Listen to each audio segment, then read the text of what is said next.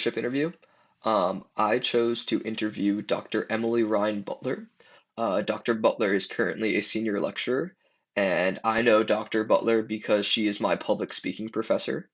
Um, and I just reached out to Dr. Butler via email, and she was more than happy to sit down and talk with me about some things that she thinks makes a great leader. And as for why I chose Dr. Butler to interview, it was kind of twofold. On one hand, I think Dr. Butler is a great leader here at the University of Florida. She's been here for 8 years. She's a senior lecturer, and she said she's even in the process of applying for a promotion in the communication in the Dial Center. So I thought that was a really great starting point as for choosing a leader. The other reason is that I think myself, I need to improve upon my communication skills as a leader. I think that something that I'm lacking is getting my ideas out in a more concise manner, and not only in a more concise manner, but also in a manner that inspires others as well. I think that's something that I could really use help on, and taking her class has really honestly helped me out a lot.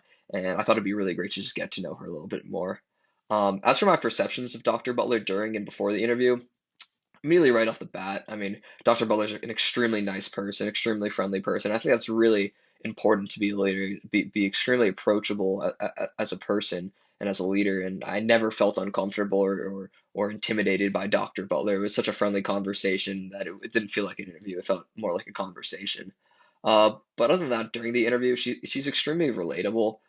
For example, she kept bringing up times during her college experience where she felt like she had all the talent in the world, all the resources at her hand, but she didn't know what to do with them. She didn't know how to hone in her on her skills. And she said, as with age and experience comes on along, she feels like she's more equipped to tackle new situations. And that kind of leads me to my next point is that Dr. Butler seemed very flexible as a leader.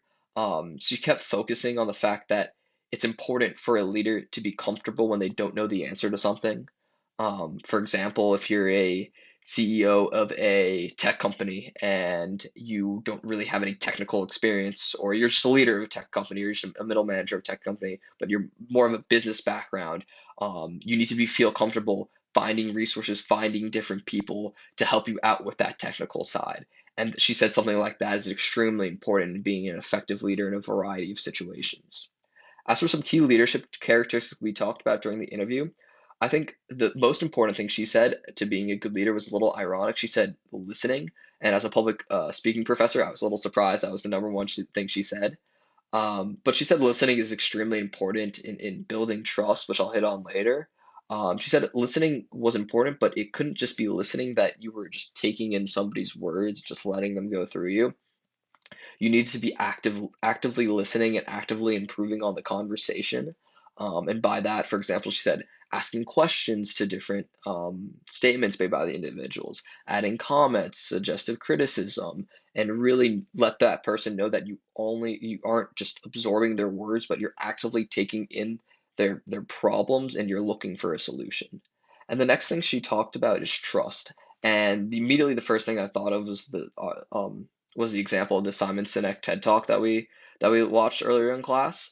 And she talked how important it was not only for the followers to trust the leader, but the leader must also trust the followers. So she really harped on that two-way street of trust and really building that environment of trust that we talked about earlier in class. Um, and the last characteristic she talked about that was honestly really kind of hit home, she talked about being genuine. And by being genuine, she used the example of college students and young people nowadays, how they kind of try to focus their time and resources to being somebody who society wants them to be, or being somebody who they're really not, when instead she was talking about focusing these resources and this time towards who they actually are and honing in who they actually are, because so they can become the best real selves instead of becoming somebody else. And she said she just kept harping that it's an extreme waste of energy and time trying to be somebody who you're not when you already have all the skills that you need by being the person that you are. So the fourth thing is my perception of Dr. Butler after the interview, after I given some thought to her answers and some of my questions, is I kind of thought of two really main leadership styles um, that kind of fit Dr. Butler. The first one was I thought she was an excellent, authentic communicator. She was very direct and clear. Even as a student in one of her classes, it's very noticeable that Dr. Butler is extremely concise and direct and really tells you how she feels. And she means what she says. She says when she's in class, when she's a teacher, she's the same person as a teacher as a mom. She's always acting in a genuine fashion. She never puts on a facade. And another thing she said to me that was important for our communication was to put your ego aside and be humble. Um, it's okay to let a follower know from time to time that you don't know. And going back to that example of maybe a middle manager in a tech company and and somebody asks them, I have a question and I don't know the answer. It's okay as a leader to not know sometimes, but again, it's up to you to go find the resources that you need to find the answer. And the next kind of leadership style that Dr. Butler really kind of focused in on was situational leadership. And this kind of goes back to her just being really flexible as a leader. Um, she constantly needs to adopt new strategies depending on the environment she's in. And you can look at the classroom for one setting. This is kind of like an S1, D1 more directive approach where the students may not know a lot about public speaking. They may not know a lot about the theory behind speaking, whatever it needs to be, but they're motivated to be there. They're there, they want to learn, but they really need Dr. Butler to get them where they want to be. And it's that extremely supportive, well, no, that's not a good, directing approach to leadership. But on the other hand, let's say she does get her promotion and she is now going to be forced into a more delegating role where she has highly intelligent linguistic individuals, but at the same time, they're highly motivated. And it's going to kind of be up to her to just kind of let a laissez-faire environment play out. So she was very flexible in adapting to different types of leadership situations, just depending on the environment she's in at the time. And just the last thing to go over, just some key statements made by Dr. Butler during our little conversation together. The first thing she kind of harped upon was that it's never about you. And when she said that, she didn't mean that you don't matter. It says the only thing that matters is the success of the group. You can have extremely successful leaders, but the followers don't come on, and all of a sudden, that what's the point of it? And she used teaching as an example, honestly. You can have an excellent teacher out there. You can have the best teacher of all time, but if she doesn't inspire her students or her students aren't catching on, what's the point? If they're not going to learn anything, kind of defeats the whole purpose of education and higher learning. And kind of the next thing she talked about that really resonated with me, and this was kind of a theme throughout the entire interview, was that it's not about what you know now, it's about what you do when you don't know the answer to something. And she gave me the example of a project she was working on with her husband. So her husband, sorry, is a computer science engineer, and they were doing a little project together.